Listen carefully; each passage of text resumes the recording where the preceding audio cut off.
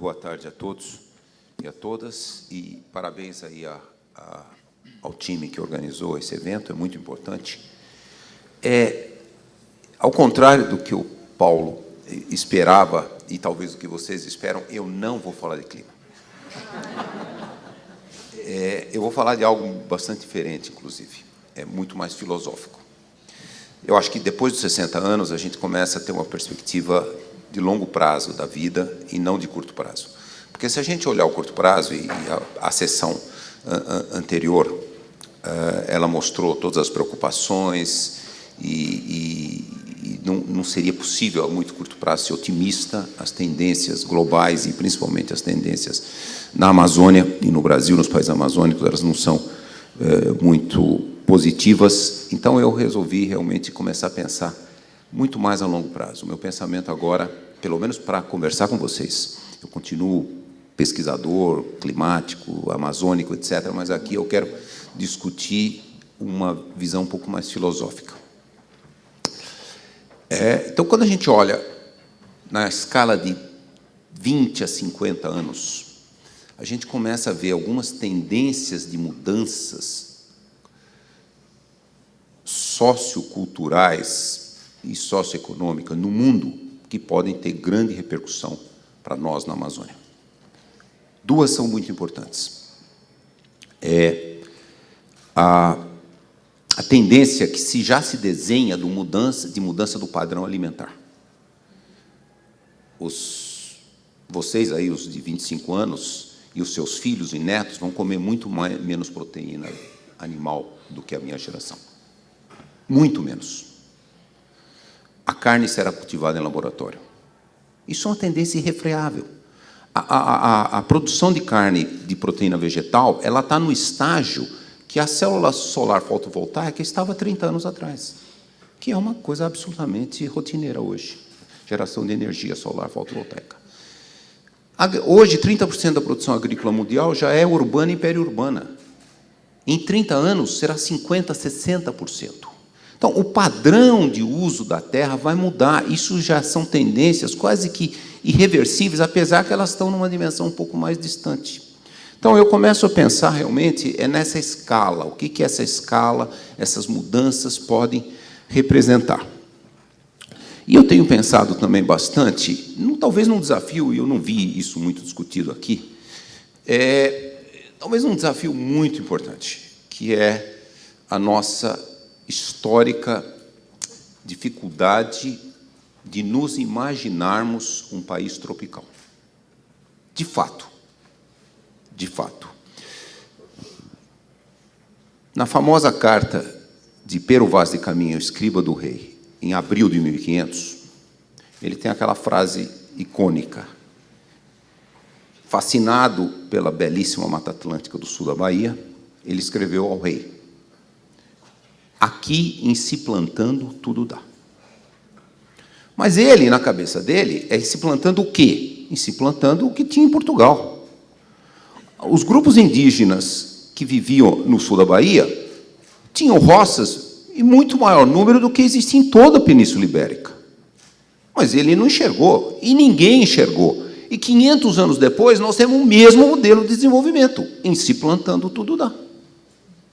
Quer dizer, nós não alteramos uma visão que a prerrogativa de superioridade cultural, tecnológica dos colonizadores vinham em 1500. Talvez em 1500 fosse mais fácil entender. É muito difícil entender no século XXI que nós não consigamos imaginar um modelo tropical, um modelo brasileiro de desenvolvimento. Nós tivemos dois momentos na história do Brasil, no século XX, em que nós procuramos uma identidade cultural própria, um movimento antropofágico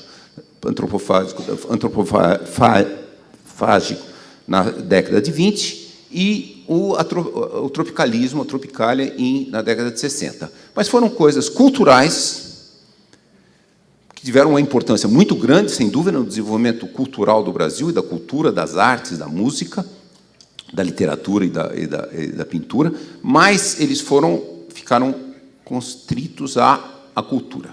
Nós nunca tivemos um movimento do tipo vamos encontrar um modelo próprio de desenvolvimento tropical.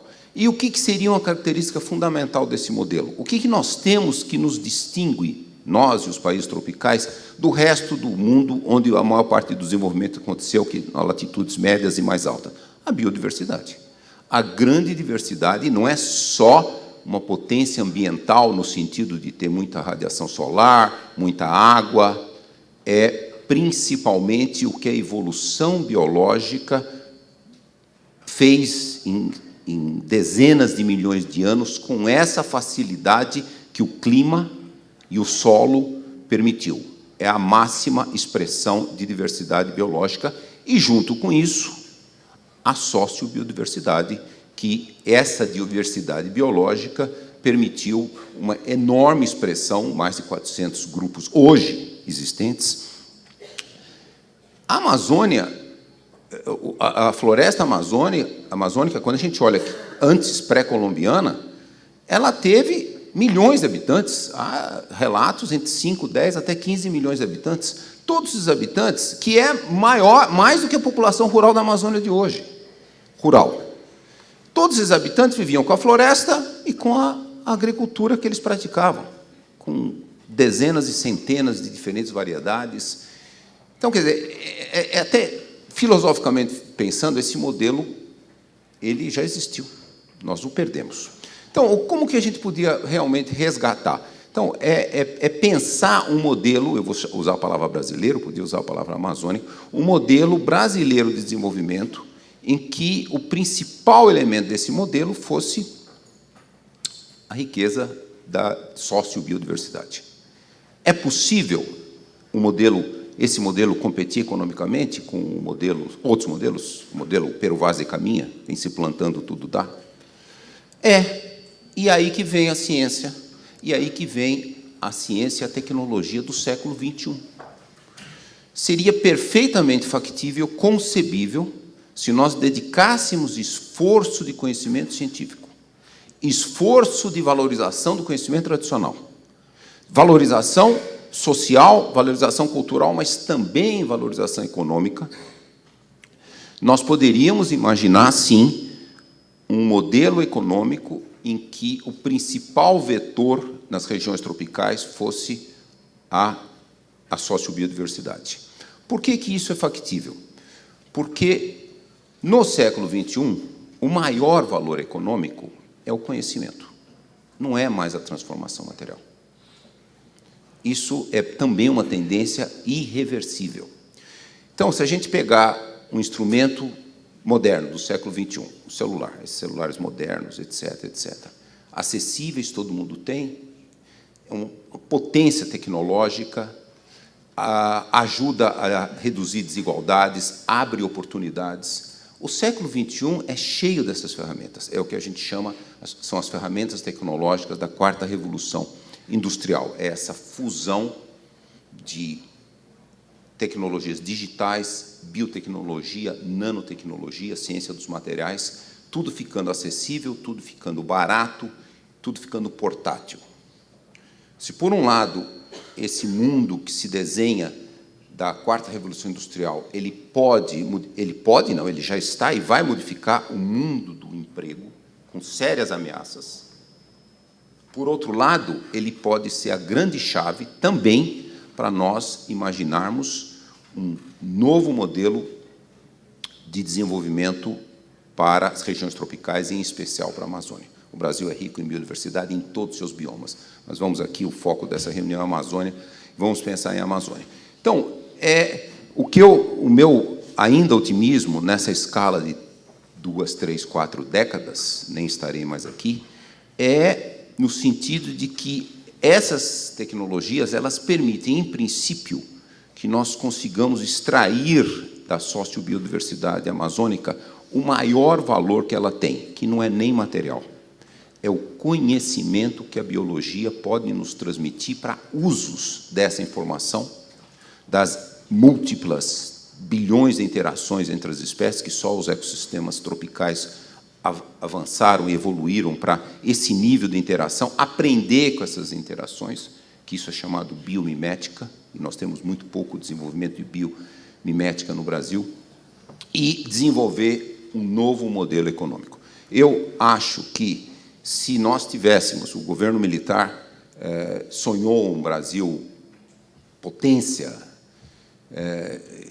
e uma das coisas que ele, nesse sonho do Brasil potência, foi imaginar uma potência agrícola, que nós somos, obviamente, foi um desenho lá do governo militar, criou a Embrapa, em 1973, a Embrapa é uma grande empresa, com muita capacidade, mas se naquela época, isso não aconteceu, estou imaginando aqui, tivesse sido criada a Embrabio,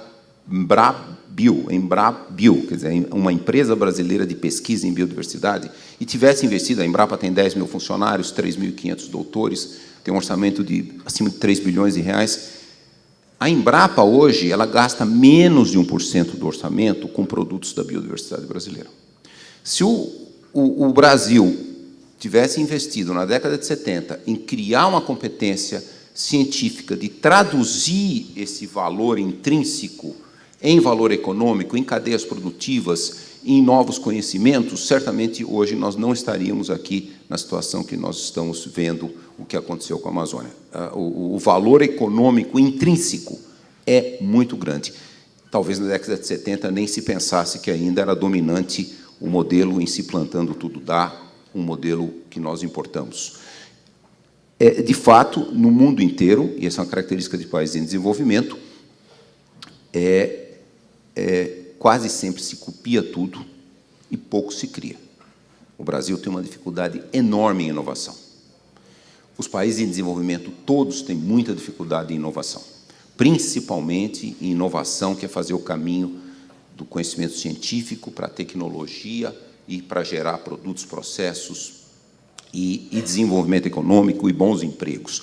Essa é uma ponte que países em desenvolvimento sempre têm muita dificuldade de atravessar e explica, em parte, a nossa dificuldade histórica de desenvolvimento. Então, vamos dizer assim, na minha perspectiva, agora de muitas décadas para frente, eu sou otimista. Eu acho que nós, como brasileiros, e é um desafio enorme, e não é um desafio científico, é um desafio filosófico de nós unirmos essa vontade prioritária que os brasileiros têm, refletido nas pesquisas de opinião, 90%, 95% dos brasileiros são contra o desmatamento da Amazônia, são contra o desmatamento da Mata Atlântica. O Cerrado ainda não entrou um pouco nessa questão, mas tenho certeza que também serão contra, mas tem que unir essa aspiração com uma realidade. E isso significa, de fato, desenvolver uma nova economia, uma nova bioeconomia, em que nós valorizemos a floresta em pé, os rios correndo, não precisa hidrelétrica na Amazônia, o Brasil tem energia renovável, solar e eólica para 10 mil anos. Realmente uma nova visão. Nós precisamos, primeiro, ter o orgulho de desenvolver essa visão. Nós temos que desenvolver essa visão, esse desafio de imaginação. Ele é presente, nós nunca conseguimos vencê-lo, nós não nos imaginamos um país em que a biodiversidade tenha um valor econômico e um valor de liderança. E o maior valor é o conhecimento. Isso que eu digo é menos a transformação material. O conhecimento que a biologia nos legou, com a enorme biodiversidade e também com a sociobiodiversidade e o conhecimento tradicional, potencialmente é um valor incalculável, um valor gigantesco. Mas a gente precisa planejar, nós precisamos querer, nós precisamos colocar, inicialmente, pelo menos, colocar subsídios públicos, quer dizer, recursos de todos nós, dos impostos, em desenvolver a ciência que embase esse novo modelo, e se nós fizermos isso, certamente, como há vários pequenos exemplos, o açaí é um pequeno exemplo de um produto da biodiversidade amazônica, que já tem um enorme $2 bilhões de valor para a Amazônia. O potencial é gigantesco, mas se nós não desenvolvermos esse potencial, é quase que uma luta inglória de conservação da sociobiodiversidade versus esse modelo Peru Vaz de Caminha, esse plantando tudo dá, que vai realmente... Ele tem avançado e é muito difícil segurá-lo. Então, vamos dizer assim, a minha palavra final é de que eu tenho, sim, um certo otimismo, mas nós precisamos, como brasileiros, ou todos os países amazônicos, desejar chegar nesse futuro, e aí, sim, o papel de ciência e tecnologia e inovação se tornam muito importantes, e nós temos que, a boa parte da comunidade científica tem que gastar muito mais tempo, muito mais esforço e colocar muito mais criatividade. Mas, se nós fizermos isso, eu acho que a geração dos meus netos e bisnetos verão a floresta em pé, com enorme valor, preservando toda a sociobiodiversidade, todo o conhecimento tradicional, todos os modos tradicionais e culturais de viver na Amazônia, e serão muito mais felizes do que a nossa geração. Muito obrigado.